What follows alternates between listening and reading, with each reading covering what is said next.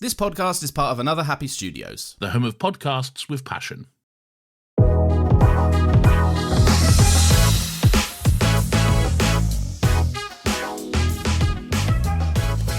Hello and welcome once again to Talking Pictures Podcast. I'm your host David and joined with me, as always, my co-host Brian. Brian, how are you today? So I guess we are doing these then. Yeah, well, we said we would. I know we said we would, but prematurely we recorded Shaun of the Dead ages ago. Yeah, and now we're back to back doing Hot Fuzz and The World's End.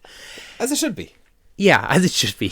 If you're new here, then welcome. If you're a returning listener, also welcome. We've new episodes every single Wednesday, as well as bonus episodes every other weekend. I assume that we won't do a trailer of the week, will we? No, that's alright. We won't do a trailer of the week. We're here today to talk about part 2 of the Cornetto Trilogy. We did Shaun of the Dead last week, so if you haven't already, make sure that you go back and listen to that. But we're here today to talk about Hot Fuzz.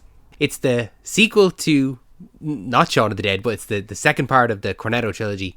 I always thought that Hot Fuzz came first, for some reason. Really? Yeah, I don't know. I think as a kid, I just had seen maybe more Hot Fuzz, and so I assumed that it came first.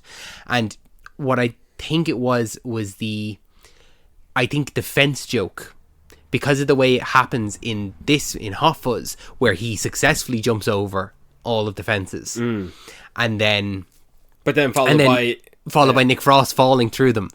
So I thought that was the initial setup, and then in Shaun of the Dead is the parody on that joke. Yeah, and then the continuation on. But no, it was. It's a flip though, because in Shaun of the Dead, the fence joke is.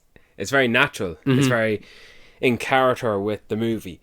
Whereas it's the polar opposite here in Hot Fuzz, where Nicholas Angel is more than capable to do flippies over all the fences. Yeah. I think he jumped over the 3 of them, and the 4th one was a stunt double. Yeah, probably a Texas switch, alright, yeah. And then you get your joke in there with Danny. You know what's funny about this fence joke? I think out of all of them, this is the funniest one. Yeah. I think the Hot Fuzz one wins the ticket. Is that Nick Frost he sees Simon Pegg do it, and he smiles as if, I can do that, I can do that. I like the way they filmed it, and the music down.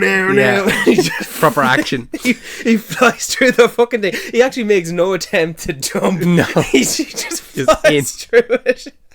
Do you not have that? Do you never have where you see someone doing something and you go, oh yeah, they're so confident with it, I must be able to do it. Yeah. So. Even says the joke, what's wrong? Have you never taken a shortcut before? he does the execution well, and then I like they lingered on. He just about moves his body over the edge of the second fence. This is the funniest one. You think? As per my laughter, yes. Just the fence joke or the film? The fence joke. No, the fence joke is the best one. I think so. I've no harm saying it now. Shaun of the Dead is my favourite one. Yeah, and I think Hot Fuzz is my favourite one. But I'm happy to acknowledge it's a flip side on that Shaun of the Dead is your second favourite, whereas Hot Fuzz is my second favourite. I think so, yeah. I think that we'll obviously talk about it next week with The World's End, but it's I think it's not as good, but I still think it's a great film for what it is. It's fine. Yeah, we'll talk about it. Yeah, we'll talk about it for us an hour, for you next week. But yeah, so Hot Fuzz is I wouldn't say it's a piss take, but it does spoof the genre though. It really does. They do. It's like a spoof without being a piss take. You know, it's not like the scary movies or anything like that. It's we're going to critique, and we're going to kind of like how Scream does scary movies. Make that acknowledgement. Yeah, because you don't have like Simon Pegg in this movie relinquishing himself off like 10 different guns, and half of them are not like the Naked Gun or something. And they're not like so big that there's no inconceivable way that they can fit inside his body under his armor, you know? Yeah. Like, it's very realistic, but it does borderline put on portrayal many different things you'd see in the genre. Like, 2 lads doing a dive intro into a room and they're firing 2 pistols in a direction. Or another one is I don't think this is in the movie, but what would be is walking away slow motion as an explosion takes place in the background. Yeah, we get a few of those in the, here's the setup for the joke, but it's not going to go ahead, because we get that kind of with the, maybe not to that effect, but very close to it, is when they're in the mine with the minesweeper, and they jump over the hedge and we're all waiting for it to explode, and it doesn't ever go off. So you get that a little bit, because it's I suppose, like, we need to come up with a word for it. I suppose we're parodying this blockbuster action movie, a la like Bad Boys and Fast and Furious and maybe not Fast and Furious, Lethal Weapon and Point Break and some of the films that Danny references, you know, an awful lot of them. But we take all that action and put it into a quiet, sleepy town in the middle of England somewhere. England, no less, where they're not really permitted to carry weapons. No, it's completely different. Your notebook area is the only weapon you'll ever need. Yeah, exactly. That's it. This thing has saved my life more times than I care to count. And something that we talked about last week with Shaun of the Dead, what this film does so well, that it takes a page out of Shaun of the Dead's book where it will foreshadow, but it doesn't do the, and it does do it sometimes. I'm contradicting myself. It doesn't double back over itself in the same way that Shaun of the Dead does. Where at the start of the movie, let's say in the first act, someone will say something, or something is established, and then it is repeated later on under a different context. We get it a few times, but not nearly to the same. Like, it's more the action quip, you know, because like the one that springs to mind is when he checks into the hotel, and she calls him a fascist, and he calls her a hag, and they get that a little bit later after their gun battle. Yeah, because in the first scene, she's doing like a crossword in the paper, but we, you know, hindsight at the very least, we know they were both insulting each other. Yeah, but at the end of the movie, they are insulting each other. Another one is one of the cops who's a bit of like, okay, so you're saying this wasn't an accident. Throughout the movie, he's constantly going to the likes of Nicholas Angel, saying, so what do you reckon? Yeah, he's just incompetent. Yeah. and then he'll go relay the information as if it came from him. Yeah. But at the end of the movie, when they're going into the heat of the action, he's surmising the plan to enter the convenience store to take out all the foes. And he's the one conjuring up the plan. And it's Nicholas Angel who says what he said. Yeah. You know? Like, that's just one example. But it comes in smaller doses, I would take. Much smaller doses, I think, because it just... I think that if it had done exactly the same as what Shaun of the Dead did, it would become stale very quickly. Because it would very much feel like, oh, this is just Shaun of the Dead again, but in a different style. You know, when I watched this recently in preparation for this, I grew to like it more. To put it straight, I liked The World's End more most of the time I've been alive. Okay, interesting. And I would even acknowledge that Hot Fuzz is more beloved. Hot Fuzz may objectively be better. But now I can say for myself, Hot Fuzz is miles better. This is actually a very good movie. What is this movie to you? Well, actually, you kind of did say that already, that you were introduced to this movie first, before Shaun of the Dead. Yeah. I remember watching Shaun of the Dead on DVD in around the time it might have come out. It's definitely too young for my viewing age. But I remember, I actually remember where I was standing in my old living room, and I seen an advert. And it's when Sean and Ed, it was when Nicholas and Danny are piling through, I think, I'm going to assume, Skinner's office door as an explosion takes place in the background. I think it was that, like the door breaks down. Yeah. And you could just instantly see that's Sean from Shaun of the Dead and that's Ed from Shaun of the Dead. And I'm thinking, I'm not thinking what I should be thinking, which is, oh, this movie looks good. I'm thinking, did Ed not turn into a zombie in the last one? Did he not die? Like, you can't help yourself but like assume that it's a sequel. But they look no different. Like, an actor looks the same when they're going from one movie to another. Just look at maybe half the movies Matt Damon is in. Yeah. But Simon Pegg and Nick Frost, we seen them in the movie and we see them together. Yeah.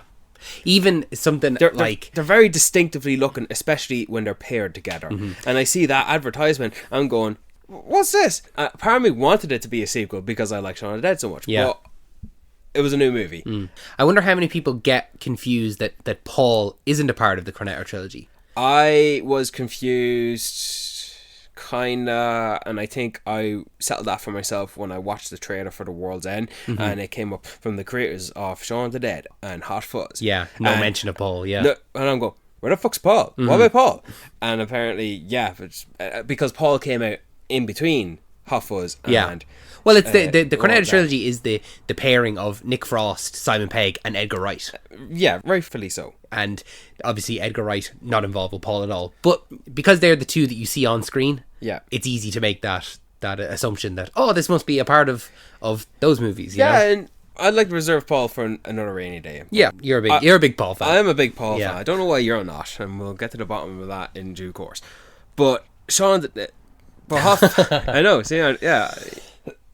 Hot Fuzz does a great job from the setup, and it's an interesting plot where Nicholas Angel is so good at being a police officer. He's too good. Yeah, that he has to get sent away. Yeah, he's as Bill Nye puts it, you've been making us all look bad. You know, he goes to the sergeant's office and he's talking to the inspector, and the sergeant, Martin Freeman, is going, oh, you can take this up if you want, but I don't know about this. And then he calls Steve Coogan in, who's the inspector, and even furthermore with this up, Simon Pegg goes, I'd like to take this to the top. You want to take this? Yes. You want to take this to the chief inspector? Yes. You want me to get the chief inspector all the way down here? He says yes. And then all right, he makes a gesture to go for the phone. He just calls him in by his first name as well. And then, hello Nicholas, as if he was standing outside the door waiting to be given the cue to walk in, if he just had to settle this straight. Well, I mean, they already have the party set up behind him. It's kind of you're right, it is an interesting premise where I think in maybe Shaun of the Dead or something like that, if it had been Shaun, it's your punishment because you've been shit. Yeah. You're being sent to Sanford. But for Nicholas Angel, it's you're too good, so this is your punishment. Yeah. You know, either way, either of his characters would have ended up here in Sanford. I thought about this in World's End, and I don't want to keep going back to it, but how easily different Simon Pegg is compared to his other characters in The World's End. But here, I've actually realised he's actually significantly different as well, because of how capable he is, how confident he is as a cop. Yeah. Like, how he can lead his own. How this man's an investigator. He's a by-the-book cop. Yeah. Whereas Nick Frost, you could say, is the same, but even more dumber. He's more childlike in Hot Fuzz than he was in Shaun of the Dead. I was going to bring that up, I think, in The World's End. Like, I think that may be why a lot of people don't like it as much, is because of the contrast between the three characters that each of them play throughout, where you're right, in Shaun of the Dead and in Hot Fuzz, Nick Frost's character is very similar. You know, he's kind of the lovable idiot, I suppose. Definitely fond of his alcohol. Yeah, in Shaun of the Dead, he's the lovable idiot who's a bit of a prick. Yeah. Whereas in Hot Fuzz here, he's the lovable idiot that means no harm. Yeah. You know, he just like he's getting a bit bullied by the other guys in the police station. Like, you know. Yeah, but he's Ed wouldn't put up with. He's a little bit innocent. Yeah, innocent is the word for it. All right. Yeah. But I do like the little lessons that Nicholas tries to teach Danny throughout. Yeah. Or not even the lessons, but some of the things that he picks up on. Something like, what is it that he says?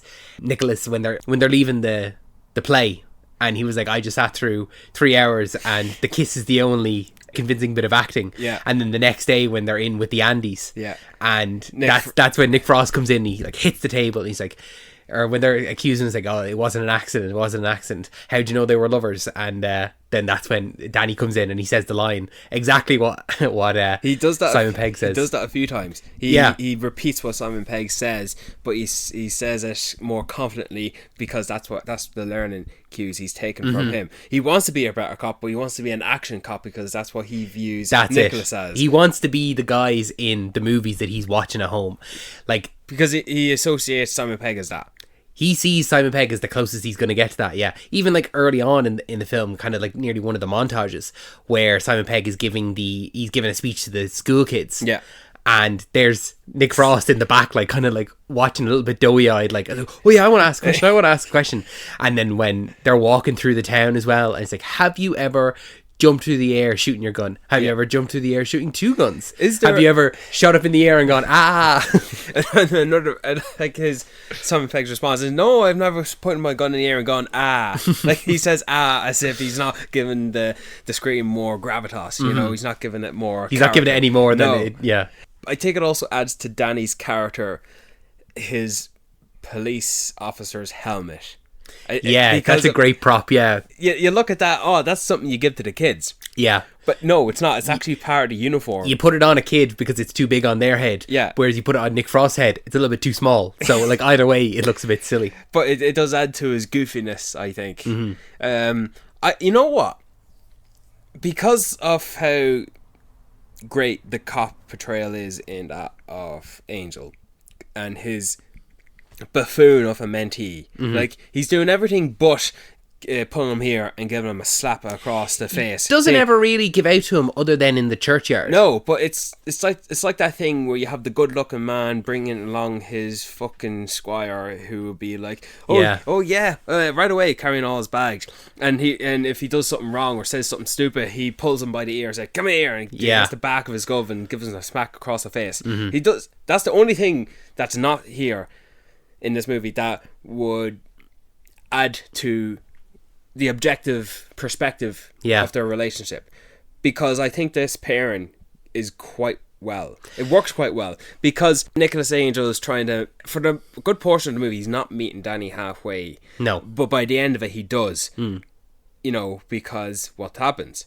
He does exactly everything that Nicholas Angel says the job is not for, which is car chases, gunfights, all action, and that's what Danny gets. But he actually gets confident and competent in many ways, albeit he doesn't do things like use his notebook well, or he doesn't do proper investigation, but he does get his action sequence. He does, yeah. And it kind of nearly the thought of like that he gets his action sequence, and so because he's lived that now, he's not going to be chasing it anymore. He can be the proper police officer. And I'm glad that he took out some of the goons in the end as well, because I always had it in my head that it was Angel who did it all himself. Yeah, you know, he throws a shotgun, or when Angel gets shot, he's the one who takes out the foe. But yeah, it's a good pairing, I thought, this movie. Did you kind of see the romantic side of it? Because I think this was the first time when watching it, I was like, oh, there's a little bit of a romance here going on. No. There's a few sequences where they're kind of talking, like they're talking very softly to each other, especially the scene where they're sitting on the couch. They're sitting on the couch, before they watch the action movies. Because it is like they've had a beer. Yeah. They're sitting on the couch and they're kind of like falling into each other a little bit. And it's kind of like in a traditional romantic comedy, this is where they kiss. And that's where he stands up and gets the action movies. No, I never thought that at all. I think you go back and watch it, I think it's very clearly like, oh, we're going to do the rom-com switcheroo here. Well, it's kind of funny you say that, because there is no love interest in this movie. No, not at all. There's no, in fact, come to think of it, there is no female lead in this movie. No, you have Olivia Colman, who's one of the other police officers. But this is Olivia Colman before she's Olivia Colman. She's just the female of the group to diversify the station. But I think that there's no love interest in it, because there can't be, because Angel is married to the job, and that's such a key part of it throughout, is that he can't switch off and he's married to the job. And we even see a previous relationship that he had, we see that early on before he moves. Yeah. But like, he's not even, he rings her up and he says, so what's the situation? And she's immediately talking about what their relationship was and why they're not together anymore. Whereas he's talking about, no, what's the situation here with the crime scene? Yeah.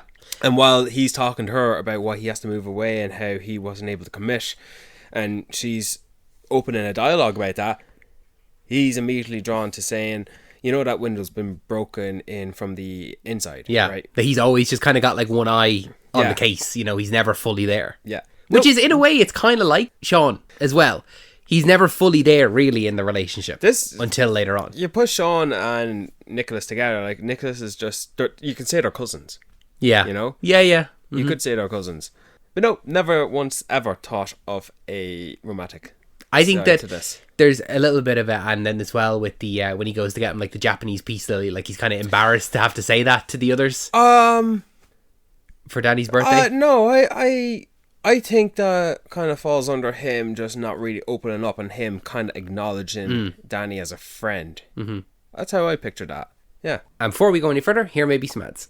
Welcome back from the ads. You know, I remember watching this movie and I'm thinking, oh, cool, Point Break and Bad Boys 2.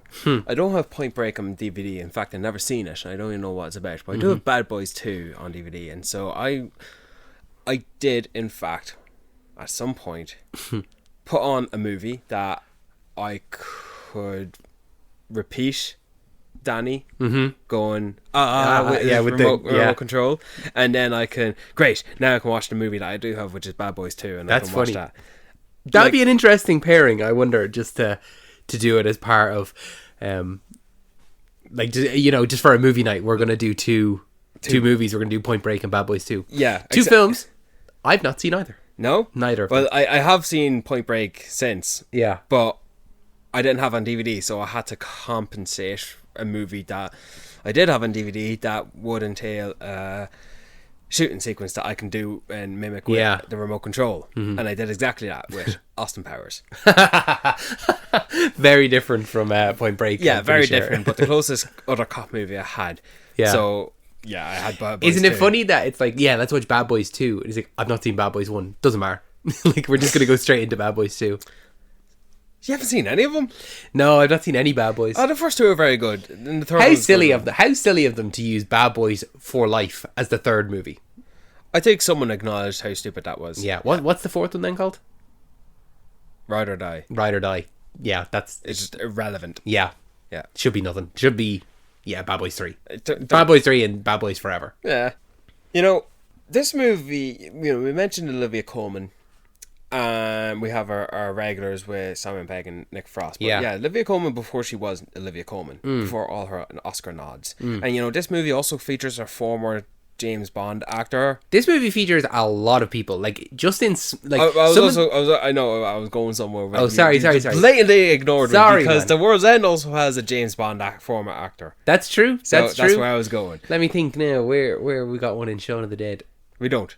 No, not at all. Sorry, man. Sorry. No, I was trying to build on your point. My apologies. That this film is littered with so many notable actors, but some of them in very, very minor roles, and then some of them that we will see later on in bigger roles. Yeah, like have they been in either the Game of Thrones or Harry Potter content? But even furthermore, we had cameos of Martin Freeman and Ray Spall in Shaun of the Dead, and here they have a little bit more to do. Martin Freeman less so, but Rafe Spall definitely, and the fact that he looks so different from Shaun of the Dead to Fuzz. And I think for the longest time I couldn't point him out compared to what's his name, his partner, Paddy Considine. Every time the two Andys were on together, I couldn't point out which one's Paddy. Yeah, I actually struggled because the mustache really as the hinders, and then they're like just facial expressions, their lack of care, their apathy attitude to the job and to everything else really. The Andys could not give a fuck. Do you know what? I'm sorry, I'm smiling. I can't continue now without saying this. What? There's something so funny about when they're in the pub and he says, "You've got a mustache." After him taking a drink, he has a foam mustache on. "You've got a mustache." "I know." It's just so funny. But sorry, it's him saying, "I don't like you." Yeah, very clearly. But do you think he said "I know" as in I know I've got a mustache from my drink, or and I don't care, or I know I've got a mustache, I grow it? Yeah, the second one. Yeah, absolutely. Okay.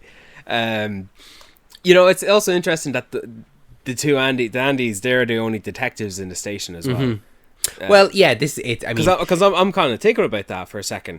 What role do the police service have in the station here? Yeah, well, even the fact that there's two of them is like, that seems excessive for the type of town that it is. I mean, they keep saying there hasn't been a noted murder here in at least 20 something years, constantly repeated. So why would you have to have two detectives? Like, what are they detecting at all? It's nothing. Exactly. They kick bins at Danny's forehead. Yeah, it seems that the police are nearly just here as they're community a police. visual yeah. You'd have. Oh, look, the police are here. Yeah, you'd have the painter down the street. You have the flower shop, and then there's the police mailman, station, and there's the policeman. Yeah. It's just a show. That's pretty much it. They go and they do their speech at the school, and then they go and they're at the fairground and stuff like that. It's just kind of just like, there's a presence, a police presence. Yeah. They represent the job Exactly. And you have your man. I don't even know his name, but he mumbles. No word of English, and he's the one with the dog. And then you have your man who's at reception, the pub service orderly. Yeah. And he's seen as well presented, well groomed. Mm-hmm. And then what is it? He's well groomed during the day. Yeah. And he's completely disheveled at night. Scruffy hair at night, and he doesn't care, and no one tells him. And it seems like he just doesn't remember from one day to the next. Yeah. What's going on. And it's later revealed that there's two of them. They're twins. Yeah. Which is funny because no one ever interacts with them other than when they're walking into the police station. He's never in any of the other scenes when they're discussing that it wasn't an accident, stuff like that. He's only just that visual gag. He deals with the public when they enter the police station. And it's kind of funny. Maybe throw the disheveled one there, but the other man who looks to be well presented, even I could say he's reading a book, but so's the other guy. Bill Bailey as well. Bill Bailey, yeah, a comedian. You know Bill Bailey? No, is that him? Yeah, big actor. Okay, he was only in for a few scenes. Anyway, you could literally shoot everything he was in for. Oh, you could do that in a day. Yeah, if you coordinated it well, a day. But yeah, it's a nice, sizable one. And that's everyone in the station, but then you have a whole town folk that would... Yeah, well, even the... before we go on to the town folk, but you have the police from London. That we have Martin Freeman, who we had in a very tiny cameo in Shaun of the Dead. He was part of the other girls group. Yeah. And then he'll obviously get a much bigger role in The World's End. He's one of the boys in the next one. Steve Coogan, not so much. He's only here. But you said he would have fitted in as well. I think that Steve Coogan absolutely would fit into any of these movies. Yeah. And then you've got Bill Nighy, who is actually part of the trio. He's Edgar Wright, Sean, and Ed. I could say any one of their names. You know who I'm getting. But Bill Nighy is like the third actor who's always in each Cornetto movie. And he's in much less of a role in this and The World's End, but he's still here. And it's great. I would have liked to see him more in The World's End than what he is in. Yeah, which we can talk about obviously next week or in an hour. In an hour. But yeah, then the rest of the town is populated by a wealth of characters. But it does feel like that these wealth of characters are the only characters in the town. Yeah, they're obviously they're not. No, but obviously this town looks as if you could walk around and be back in time for dinner. But every person in this town appears to be a member who's part of the community watch, and obviously of an older age. Yeah, you're not seeing any. Well, we only see the kids at the beginning because they're in the pub and they got kicked out. But yeah, you're right. There's a lot of instances where the people around the town are people that we have already been introduced to. You're not just seeing random people, random extras that are filling the scene. They're retained, and they're very characteristic. There's the one in the hotel, then there's the one who she manages the hotel, and there's the one who manages the flower shop. Now there's one who manages the convenience store, and then there's the town doctor. Then there's the head of the community watch. Then there's the pub owners, and then there's the old man with the coat who is just. You identify him quick. The priest. There is the priest. The two boys that work in the butchers and they're the towing car. You've got the Skinner, the head of runs the supermarket. Then we've got what's your man's name? What's his name? Yarp. Sander Kilgane. What's the character's name? That I can't think of the character's name. Not Igor. No, that's too obvious. Can't think of his name. Let me look it up here as you. Borf. Something like that. Let me see. What's his name in real life? Yarp. Boris? I really Michael. It's Michael. What? Yeah, Michael. Yeah. A very obvious name. Yeah. And here I was coming up with Eastern European. Okay. But yeah, everyone is very distinctive. There's no... Like, even look at the little festival they had at the Lotto when they're like... at the churchyard. There's probably no one else there who's not part of the ensemble, you know? And yeah, and anyone else who's part of the town is not in cahoots with the community watch, therefore is a victim. Yeah. But yeah, I suppose we've gotten on long on this enough. Should we go on a break and then we talk about what this movie actually is about? Yeah, let's do that. Let's do that. Welcome back from the ads. Yeah, so the actual plot itself, I think that it is same how we were saying about earlier, that it's very like Scream, in that it kind of takes the piss out of the genre, but it's very serious as well. Like, when it gets to the actual murders and killings and stuff like that, because the whole plot obviously is around this small sleepy town that all of a sudden people start getting killed, and the police and everyone in the town is like, oh, it must be an accident, such a terrible tragedy, all this. Yeah. When in actual fact, it is a murderer going around and killing people. A hooded, cloaked murderer as well. Yeah, could easily join in the gang of Ghostface and Michael Myers, all that kind of stuff. Yeah. Funny enough, it actually could, because every time, what would you call this? The Reaper, the Grim, yeah, the Cloak? kind of. Yeah, it never occurred to me to give them a name or anything like that. Every time they're on screen, they are completely concealed by the hood. It's nothing but darkness, and at first it's always presented to us standing still with a big sharp musical overturn. It sometimes can get a bit comical where if any of the characters turned their head, they would see, wait, what the fuck is that? Like, because they're just waiting, like the hooded figure is just waiting for everyone to leave the room so they can walk into it. Yeah, pretty much. I first watched this movie having missed the start, and I don't know why that would take effect, but when Nicholas and Danny were leaving the pub after watching the theatre, and we had a few teases of Skinner being it's very obvious that Skinner is portrayed to be the red herring. Yeah, it's very much the red herring of the town. But when they walk past the alley, and down the alley is the cloak, we'll call it. Yeah. Copyright that. I thought, is this supposed to happen? Is this part of the movie? Did I get a wrong cut? It's kind of coming at us out of left field. Yeah. It's very much going in the direction of having the villain of the movie not be what I would expect in an action comedy. Yeah. Do you know what I mean? Yeah. Like, when you're doing action comedy, I guess I thought the villains were supposed to be like terrorists, bank robbers. Even if it was going to be a serial killer in the form of a whodunit or a killer of a whodunit, I definitely wasn't expecting this. No. Coming in with the Grim Reaper's hatchet, the slicer. I don't even know what you call that. The thing you use to chop in the cornfield, I think. Oh, a scythe. A scythe. Yeah. That's what it is.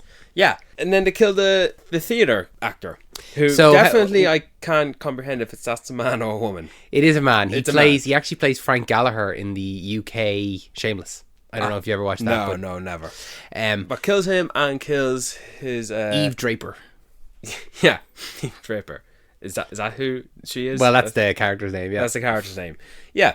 Brutal, vicious, graphic murders where you see their decapitated head. That's another thing that you're not really expecting from the action comedy or anything like that is to have decapitated heads and, your one shears going into her neck and blood splattering on the window. Yeah. But she just tripped and fell on her own shears. Tragedy. And then even though we witness as well. I'd like to talk about that as well later as we progress through the murders. But like, a lot of these murders are presented to us as like the crime has to happen for the police to investigate it. But the closer we get to the end of the murders, it's more involved the police can be. As evident with a foot chase, Yeah, the fact that with each death we get closer and closer to Nicholas being able to catch them. Yeah. Because the fact that the first one, they come the day after. Yeah. It's happened that night. Presented as an accident, but, it's just not that easy for Nicholas to accept. The second time, then, it's the house blowing up. Yeah. And it's literally the guys had brought your man back home, and the next day he turns up dead. Then the third one is the roof coming down on top of the journalist. Yeah. And Nicholas takes chase up into the church, but there's no one there. But even then, like, we're having the victim, the journalist, come up to the by the book cop, the one who's supposed to be to solve the whole case. I need to talk to you. Yeah, meet me at Death Corner in a few minutes. Tell you what, whoever's idea was to push it off, like, they got very lucky because could have easily missed. Yeah, very easily could have missed. But what a bullseye shot! Yeah. Literally, the width of that spike, that triangle, went down to the shoulders. Yeah. So that spike's gone down to his fucking rib cage. That's one of those scenes that I rewatched when I was a kid. Like, I want to watch it in slow motion. I want to see like this just looks so good to me. Do you know, as a kid, that I was like, "Wow, this is crazy." But seeing Nicholas react to the death, because he actually witnessed the thing fall on him, and his reaction is like, "Oh God," it captures the seriousness of it. Yeah, and then immediately, as all the people come around the corner, Jim Broadbent, the chief of the police, comes in. Oh, there's been a terrible accident. There's been a terrible accident. Yes, like a terrible accident. Not even considering for a moment that this could be any foul play, and we find out why later. But it's straight away. Oh, there's been a terrible accident. Like everything in this town is. Oh, it's been an accident. It's actually, when I watched that scene, part of me watches it with the lens of him just being oblivious to the fact that there is murder going on in the town. Yeah. But you watch that on the first viewing, you would think that. I think it's intentional, that because this police force are so used to nothing happening in this town, why would there be a murder? Why would anyone want to murder these people? It's ridiculous. But even though I know the truth, and I know why he's saying it's been a terrible accident, like that's the first thing he says, even though I know why he's saying that, I still watch him say that as if he is as honest as he believes it himself, And I think that could also contribute to the betrayal later on. But after the journalist, is the next victim the Shears? The Shears, yeah. Oh, I always had Leslie Tiller tripped and fell on her own shears. I always had it in my head that there was 5 victims. Why did I think that? 4. It's the 4 on-screen victims. I suppose there's 5 if you count the 2 people in the car. But that's why. Yeah, that's why. Yeah, I knew it wasn't wrong. 5 victims, 4 accidents. But we're seeing these murders being committed. We, the audience, know because we're watching it, and we're seeing the frustration Nicholas is having. But now he witnesses it, and he shouts to them, "Stop! In the name of the law, yeah!" and fucking takes chase out of him. He gets his bat and he flings it at the glass door and breaks the window, and he gives chase. You know, this is him trying to do a good deed and a nice act. This is him back in London. This is him back to, I'm the police officer. I'm the hero of the day. Yeah. I'm going to catch this guy. And I like how he's not thinking without a second. Imagine that. Like, you're going there to buy a peace lily for your buffoon of a friend who you're trying to mentor because you didn't know it was his birthday. Yeah. And that all of that is immediately cancelled, postponed, put on hold because something Nicholas does best has happened. And cop mode turns on and he gives chase. It's actually a very good chase. I think I remember watching this. Jesus, this feels like very third actish, you know? Yeah. It's a great chase in retrospect where when you're watching it, something feels off. And you're like... Because he comes from the interior to the exterior and it looks as if the cloak is a good few feet ahead than they should be. Yeah, there's a few instances of that where they shouldn't be there. Yeah. I know, I've been watching the speed at which these people have been running. Yeah, and it's only because he stops and reacts, what? Yeah. But then he keeps taking chase. And then they injure themselves through a glass door. And then through the bush and then... Through the tiniest little gap. Yeah. It's big enough where possibly someone could have dived through it. Yeah. But it's just a little bit... You'd have to be so perfect with it or else you're caught. But what's so shocking to see is how far the cloak has gone. Yeah. And, in a lesser director hands, maybe that could just be passed off as, they just got away. But I love the flashback. I remember watching this, no way, that's so cool. Where there was multiple cloaks at the same time. Yeah. And I think literally just hiding behind somewhere and someone takes over. Yeah. It's like a little relay race, because you don't have to be able to run as fast as Nicholas, but you have to just be able to outsmart him and we'll go around this and someone else takes off and he'll go in a different direction and it's all misdirection and stuff like that. Almost gets you thinking who was who during the whole... I'd love to know, who's who, because everyone that's part of the team are quite old, and so aren't as fit or as fast. Like the fact that Nicholas thinks that it's Skinner is because he does the fun run. Like he thinks, he's athletic, it has to be him. And not to mention all the red herrings. Like he is the de facto obvious. I mean, is it a red herring when he does end up being part of the group? He is part of it, and ultimately he comes down to be one of the 2 main bad guys at the end. Yes, but it's not a red herring in that it's only him because of the mass reveal. I guess it could count. But it's the entire neighborhood watch. Yeah, And I think it's a great reveal where you're like, holy moly, every single side character who I didn't even pay attention to is here. It's all the community watch, and when they explain their motives, absolutely batshit nuts. Like, I think it's so funny how serious they take The greater good. the greater good. How they take the Tidy Towns Committee, essentially, you know, the nicest village, and they're going and they're killing people. They're killing teens, they're killing street performers, they are killing travelers, thieves, anyone that is basically, in their eyes, an unsightly view in the town. An unsightly view. Yeah, but even your man that's doing the moving, the living statue, as they call him, like, what harm is he doing? He's inspiring a bit of joy into the town, and people love it, and they're all having a bit of crack. Yeah. But they think, no, he's a stain on the town, we have to get rid of him. And they kill him for it. Yeah, I like how seamless nearly the reveal was at the round table. Because it's just... It's no pan to, it's no magical creative camera work. It's just reveal instantaneously, and you see the said so person's voiceover. No luck catching them killers then, or how could I be possibly in two places at once? You know, like, it's the doctor, it's the neighborhood watch, it's literally everyone you've seen. We see them all earlier in the actual neighborhood watch when Nicholas is there, and now a round table, no doubt. Except this is their real round table now, all in hoods. And immediately after that, after the like cult rhyme, their little like prayer, Omni passes, whatever the fuck that is, and then they start talking. Now Janet and Bernard has had twin boys, and we're all invited to the christening, which is what they were saying earlier on in the original meeting, like that she had or she was expecting to have the kids or something like that. So it's just this is just the community watch a little bit later on, you know. Like, realistically, why would they band together later on when they're all together now? They may as well just. It's kind of like the only reason that they've put the hoods on is for the sake of us, the audience, because they could just be doing this in their regular community watch thing, you know. And do you know another thing as well? While we're on it, when they're all giving chase later on, this is after the reveal in the scene. When they're giving chase, they're all concealed. Their faces you still all don't know who's who, but they're all shadowed out, and they all have their torches, and they all have the what did you call it? The sheik? The sights. The sights. Well, the sights is a big one that like the Grim Reaper would carry. They're all running athletically, and it's as if it doesn't matter who it is. Once you put the cloak on, you are the killer. You're Ghostface. It doesn't matter what your ability is. It's like how a 5-foot little girl can kill a 6-foot man. So long as you're wearing the Ghostface costume, you've got superpowers. You're as strong as Ghostface you can expect Ghostface to be. Yeah. But we did have something of a reveal in the removal of the cloak in that of Michael.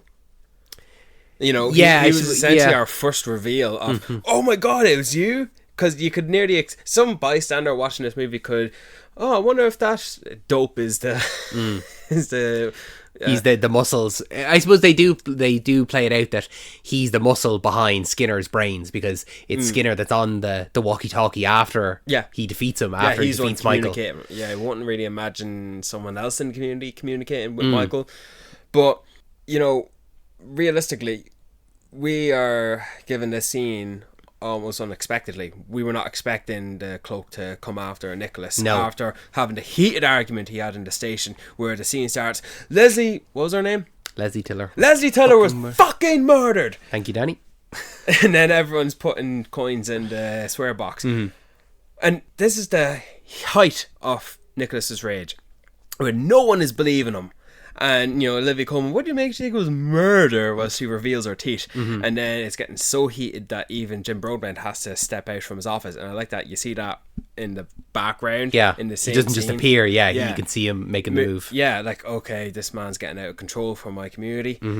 But yeah, he gets attacked quite quickly, and he takes out Michael. And we were kind of revealed that Skinner's also in cahoots of it via walkie-talkie. Yeah, I think that as from this scene onwards is the third act.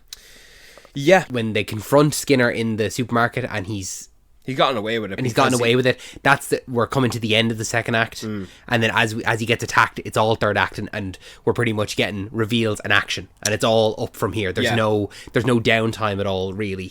Do you know, even when there is, and by that I mean we get the reveal of Danny coming into the meeting and we find out, oh, Danny's actually known about this the whole time. Yeah, Michael puts his hand on Nicholas's shoulder, and then in comes Danny, puts his hand on Nicholas's shoulder, and it's like the audience is betrayed by this. He's heartbroken. He's like, yeah. Our lovable buffoon looks to be part of it because his dad's in on it. His dad's in on it. He's able to fake. He's able to fake Angel's murder by stabbing. He does the trick with the red sauce. Yeah, he does that with the notebook in his pocket, which is another callback again that, you know, the notebook saved his life. Yeah. Again.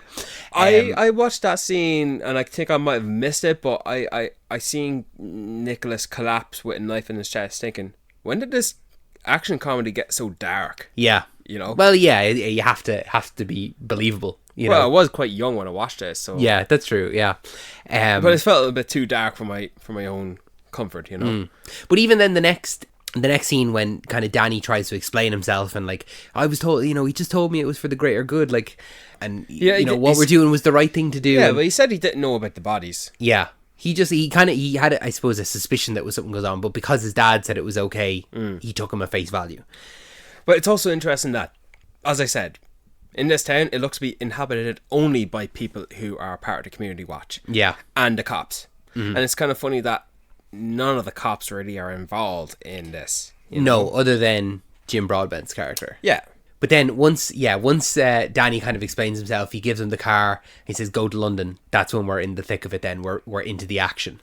And it's the action that we've kind of been teased with a few times. And because after the scene with the mine, when they confiscate all the guns from David Bradley of all people as well, another great actor, he's able to go into the police station and take all his guns out and go on a proper spree. What is it they say? Like, everyone and their mum has a gun around here. Yeah, but then how did he find those guns from the start? He just found they were in the. Do you remember they went down to David Bradley and someone had complained about him cutting a hedge. Yeah, and he said, I know he had them, but where did he find them from? I don't know. He seems like they're all like World War II stuff. Like, where did he get the mine from? You know? Yeah, it's a good scene. Listen, it's a way for us to get a heap of guns into this film without having to actually explain it. Yeah, fair enough. But you know, it's funny as well. Of all the gruesome murders, like proper murders, like people died in this movie. Even good people, I thought, I didn't like to see them die. Like David Bradley was dead in those tunnels, and the poor mine, and fucking teenagers dead as well. Yeah. When's your birthday? 22nd of February. What year? Every year. That was good. There's good quick backs. I think that compared this to Shaun of the Dead and to The World's End, there's a lot of memorable lines in this compared to the other one that I would quote still daily. Not daily, but I would still, like, there's one, a very niche one where I would go, Mr. Skinner to the manager's office, Mr. Skinner. It's just the way that she elongates his name and like looks up at him as like, you are really pissing me off right now. Just by being here, you're pissing me off. Also, all the murders that we've seen in this movie, and poor victims in the mines, and even Nicholas's predecessor, a great big bushy beard. Yeah, so I guess that man was mentioned a few times. Yeah. So like he was on the case as well. So he probably got killed for discovering it. Yeah. But, you know, not to get ahead of myself, but none of the villains actually die. They all get proper arrested. Yeah, everyone is shot but not killed. Yeah. Yeah. Nicholas does it by the book. Mm-hmm. You know, he doesn't go out. Yeah, actually, that's he goes funny. out to actively arrest them. Yeah, and he just so happens to use guns on the way. Yeah, because there is. I forgot. Yeah, there's that whole montage then at the end, because the police officers come and say, "Oh, we need you back in London. Like, our numbers are actually dropping. We need you back." And say, "Sorry, I got the paperwork to do here." Yeah. And you get the montage of them all taking their mugshots and all. Yeah, but yeah, no, he gets to ride into town on his horse.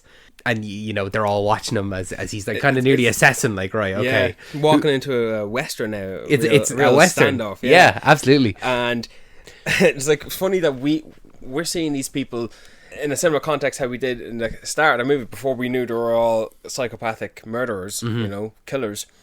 And it's just strange to see them all in broad daylight. Yeah. And everyone knows their secrets. Like the fact that Nicholas walked into the police station, got all the guns, walked back out without Jim Broadbent even noticing him. Yeah. That he hadn't even gone in and... Jim Broadbent could have been there. Yeah. He could have dealt with him straight away. But he just walked past him like he was busy reading his book. Mm-hmm. And then all the little like waiting around, and then morning, and then big shootout starts. The old man, the long green Trench jacket, coat, yeah.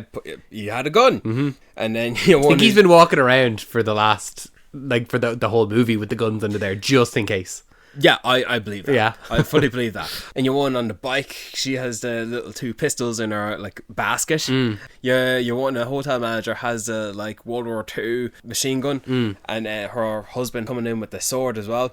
I wonder if any of them have the gun from Shaun of the Dead, the one that was above the bar at the Winchester. I don't know. I didn't notice any of them having it, but it'd be a good little Easter egg. It would have been a good one. Do you know what's a great moment is when Danny comes in and he throws the shotgun and it shoots the doctor in the foot. Yeah. And we get the cool line. It's like, "You're a doctor, deal with it." Yeah, You motherfucker. know, which is another callback to previously when Danny had accidentally shot him with the air rifle. He's like, "He's a doctor, he'll deal with it."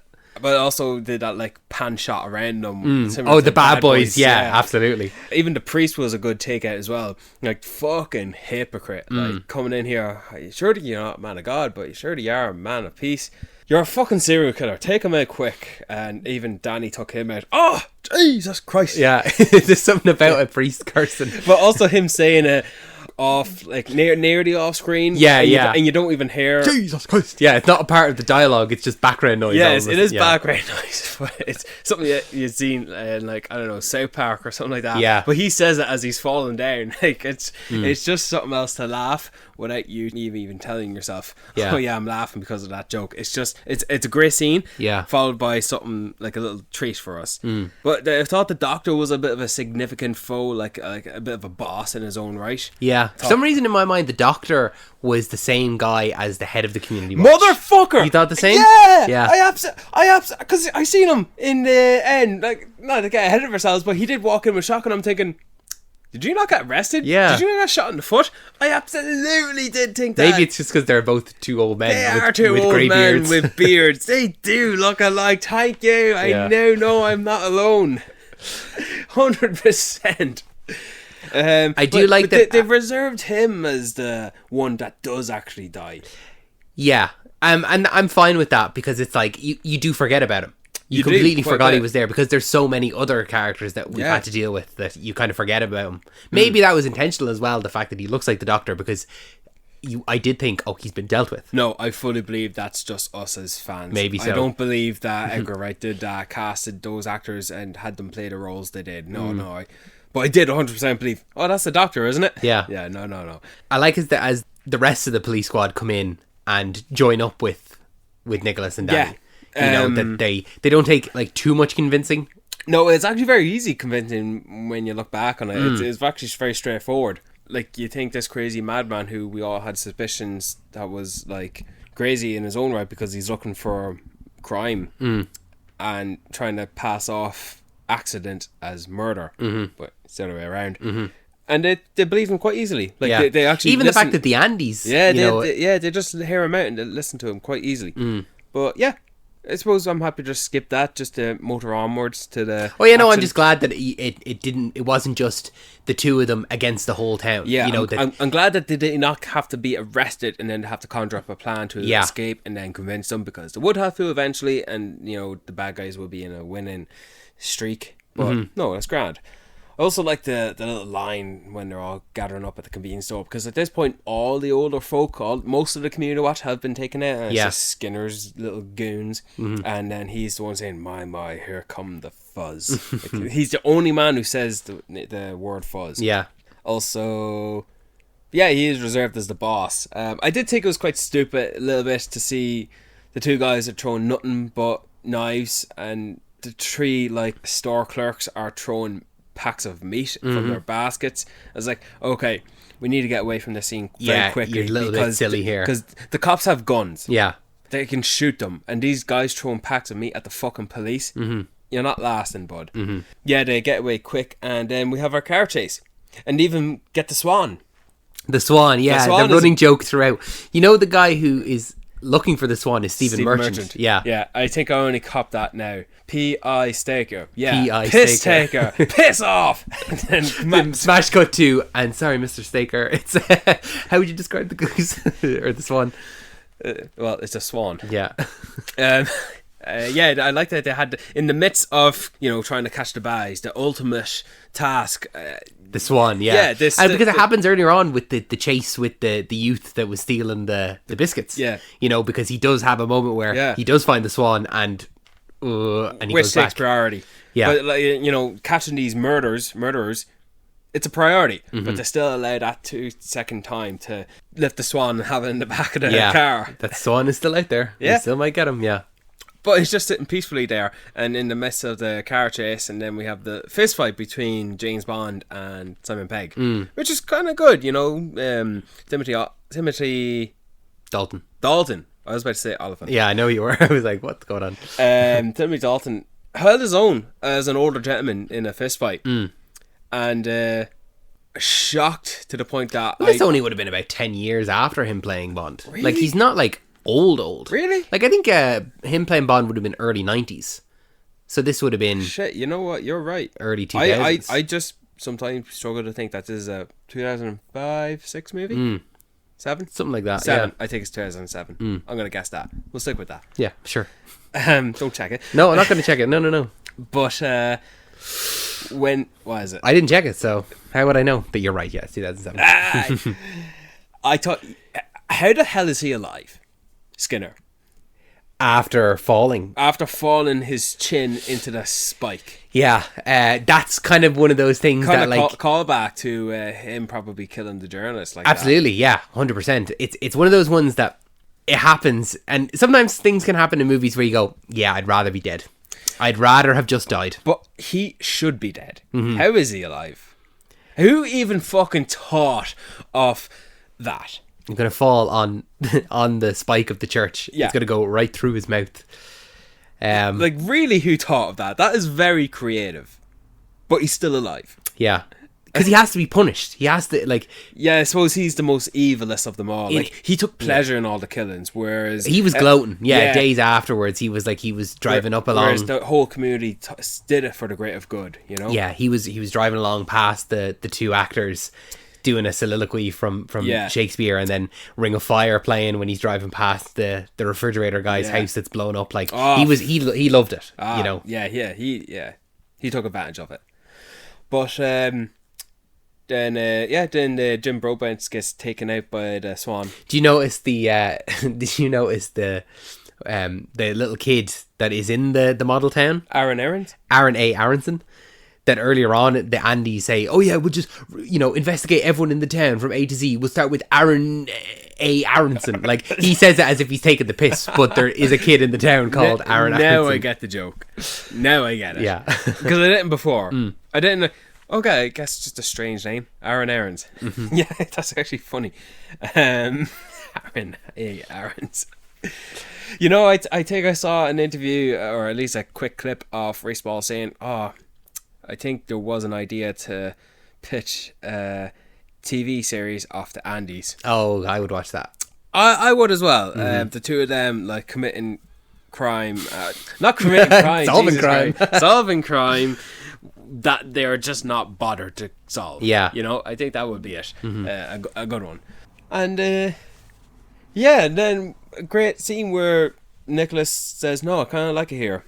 And he's accepted Stanford. Yeah, but he says that at the start, I kind of like it here in London. Yeah. No, he likes the small town. And I think this is the first time I watched this movie knowing that, he actually probably takes up as the leader of the unit. I think so, yeah. Like, who else is there to take charge? The chief of police. No one else, really. No. So, yeah, he kind of leads and runs the town, and I'd be happy to live in a town where he's keeping the peace. Yeah. I would. But then in comes the doctor. No, not the doctor. Exactly. Exactly. And but then that's when we get our big moment of what we were promised earlier with the mine. Yeah. That the mine explodes and blows up the whole police station. But we also get the sacrificial moment of Danny jumping in front of a bullet. Yeah, a bit of a cliche in its own right. It's a cliche to the point where the person doing the jumping jumps and falls, and the person they were jumping in front still gets shot. Yeah. That's become a cliche. I think 22 Jump Street did that. Yeah. But the whole building blows up, and everyone else is still miraculously alive. Even Danny, who was lying on the floor, is now lying on a pile of bricks. How that happens, I don't know. Yeah, not sure exactly, but Yeah, the physics and of that happening. Never mind the fact that they all survive. But yeah, it was a good explosion. Oh God, no. You know, I guess we needed one satisfaction of a death because the community watch leader, he was always doing the complaining about how the town is unacceptable and we need to remove these peasants. he when he would say things, he said it was kind of a bit of vigor, that it was Yeah. like there was a bit of venom in his voice or something like that. Like he was really the one pushing that, oh, we need to get this person, we need to get this person. Yeah. So, good on him to be reserved for the... He's the death. Yeah, Yeah. he gets the death. And then I was never really convinced that it was Danny's grave. It was never his tomb. No. And it was just... It's a nice ending, isn't it? Yeah, it's I think the best way you can end an action film is that the heroes win. And like they haven't actually had a sacrifice, or they haven't lost any of their team really or anything like that, but they get to ride off into the sunset and Bring it's the a, noise. It's a real win, you Yeah. know. You're like a fist pump, like yes. You know what? I think as far as the Cornetto trilogy, this is the... I can't say it's the best ending. Like, what would class as the best ending when you're only limited to these 3 movies? But Yeah. it's the better winning ending. Yeah. You know? I think it also has the biggest use of the Cornettos. Absolutely, yeah. The two lads are eating them at the same Multiple time. times, yeah. They even have a brain freeze moment in this one. Yeah, it's all good one. I enjoyed it a lot. I think it's a movie that I'm happy to go back to. I describe it as one of the best, compliments I can give a movie is that if I was sitting there watching TV, I was flicking through the channels and Hot Fuzz was on, Yeah. I'd watch it from whatever point it was on. You know, I think I'd probably do the same. Yeah. And I watched this accidentally. I didn't plan on watching this. This was on one day and I ended up watching this. Probably how I thought and still think of The Cloak being too gruesome and graphic and violent for an action comedy. Yeah. And yet here we are. With the fact that we're comparing the murderers in this movie to that of Ghostface. Yeah. Who'd have thunk it? Not me. Not me, man. Not me. Not me. Have you got a recommendation before we let these people go? I'm gonna recommend... I don't know. What are you gonna recommend? I'm going to throw caution to the wind. I'm going to take a leaf out of your book from 2 weeks ago. I'm going to recommend something that I haven't actually seen yet. And what is By it? the time this comes out, I will have seen it. Oh, yeah? I'm going to recommend Thursday Murder Club. Really? Yeah, which is, man, it could be good for your New Year's resolution because it's a movie based on a book. But it's got... I've already got like plenty of options. That's for all right. No, it's a... I don't know if you know what the plot is about. Yeah, old folks' home solving a whodunit mystery. Yeah, exactly. Pretty much that. And it's got a star-studded cast. You got Helen Mirren, Ben Kingsley, Pierce Brosnan, David Tennant, Stephen Graham. Like, Oh, fuck. It's directed by Chris Columbus, the guy who did the first 2 Harry Potter Oh, movies. really? Like, I think that it is... even though I haven't seen it, it came out on... Oh, when's this coming out? It came out 2 Thursdays ago. 2 weeks ago. It's coming out on Thursday, so it's coming out on the day we're recording this. So I'm excited to watch it, and apparently they're kind of talking about already doing adapting some of the sequels. So Gotcha. it's something to look forward to. I'm going to recommend a prequel spin-off called The Terminal List Dark Wolf. Okay, what's this now? I've not heard of this at all. So The Terminal List was the Chris Pratt starring Amazon show. that I'm was released in 2022. Can't say I've ever heard of that even. And featuring in that, he Chris got the... Pratt. Yeah, he got the and in the credits was Taylor Kitsch. And Taylor Kitsch I know Taylor Kitsch, yeah. got his prequel in the Dark Wolf, and I've been kind of waiting for this, not off the cuff, for maybe 3 years, 2.5 years since they announced it. It really felt an awful long time waiting for this, and now it's released 2 weeks ago, and it's only 7 episodes. Chris Pratt is kind of co-starring in it, but yeah, That's mad. nice to see that. Also Tom Hopper from Dick on Tardy, but most notably Umbrella Academy? Umbrella Academy. Yeah. Bit of a standout. Okay, cool. I comparing him to the likes of Alan Richardson. If I'm not gonna lie. Okay, yeah, no, that's Now that I big think compliments. about, could he pass as a seeable Batman? Interesting. Don't know why I'm thinking that, but yeah, all because I've watched like 2 episodes of the show. Well, 2 episodes of recording this. I'm nearly halfway through. But yeah, it's a real dad show. It's a show your dad watches. I get you. Especially because it starts off with the US military in Iraq, but then they all spawn off to doing like mercenary jobs or revenge jobs. Yeah. It's just also just nice seeing Taylor Kitsch in a role like that, and I think The Terminal List is getting its 2nd season with Chris Pratt returning. It's just another Dad show, Amazon acquired the rights because they're based on books, similar to Who wrote them? Jack Carr. Can't say I I know. think so. Yeah.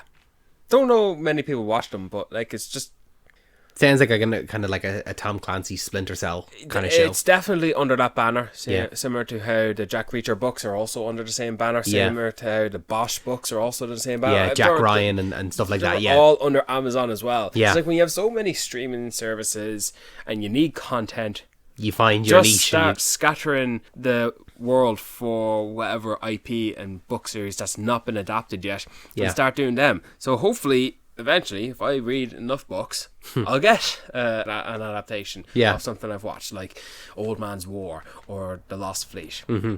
Eventually. Yeah, eventually. Fingers Eventually. crossed. Yeah. Brian, thank you so much for joining me for this episode of Talking Picture Podcast. Thank you so much for listening to this episode. If you enjoyed this episode, make sure that you subscribe to us on your favorite podcasting app of choice. Make sure you're following us on all of our social medias to never miss an episode. The links for those are down in the description below. We have new episodes every single Wednesday, as well as bonus episodes every other weekend. This podcast is brought to you by Another Happy Studios, so make sure to check out the other podcasts in our network. You can find those at anotherhappystudios.com. Brian, any final words before we let these people go? What do you make of Rory McCann in this movie? Yarp. I like him so much as an actor. I don't like him being diminished to such a simple role where he doesn't have Yeah, much but you have to lines. remember, when was this made?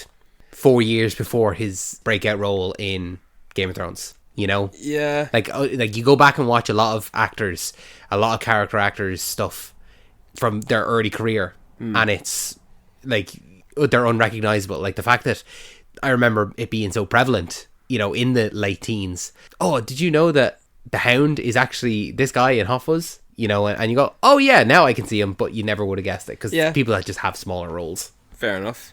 Thanks, David. Thanks, Brian. Yarp.